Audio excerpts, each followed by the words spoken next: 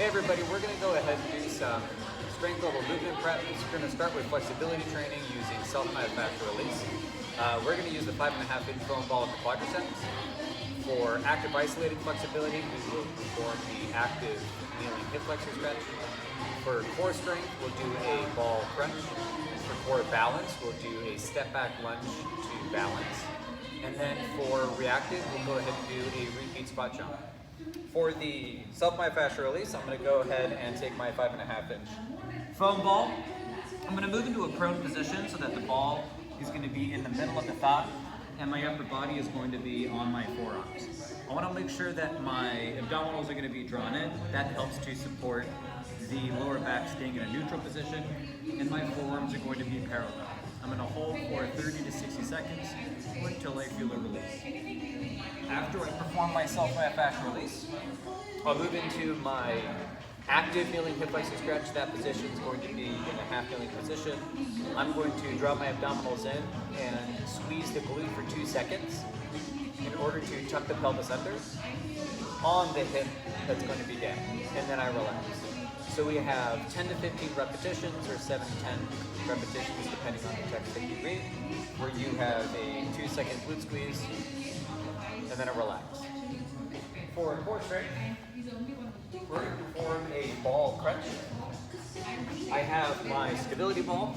The setup is going to be to take a seat, roll in. My feet are going to be hip width apart, toes pointed straight ahead, and I'm looking for my feet to be relatively under my knees. The stability ball is going to be at the small of my back. For this variation of the crunch, I'm going to keep my hands just behind my ears. Keeping the abdominals drawn in, keeping the glutes engaged, I'm going to go ahead and induce the crunch by pushing my lower back into the ball, which will then curl my spine upwards and then ease in. Keep the abs drawn in as you push into the ball. Ooh, I'm shaky. And then easing down.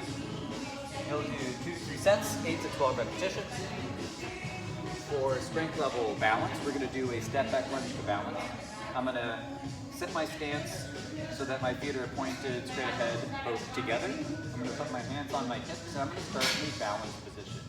I'm going to go ahead and move directly downwards with my floating leg reaching slightly behind. And then I'm going to press back up, making sure that the abdominals are drawn in, the shoulder blades are back. The movement is done in a medium tempo, and the R's are going to be focused. We would go ahead and repeat 2 to 3 sets, 8 to 12 repetitions. For our squat jump, repeat squat jump, I'm going to go ahead and take a stance where my feet are going to be hip width apart, toes pointed straight ahead. I'm going to go ahead and present myself into a quarter squat position with the arms to my sides. The movement is to push your feet into the ground really hard. You're going to be assisting your jump with an upward swing, and then repeat for 2 to 3 sets, 8 to 12 reps.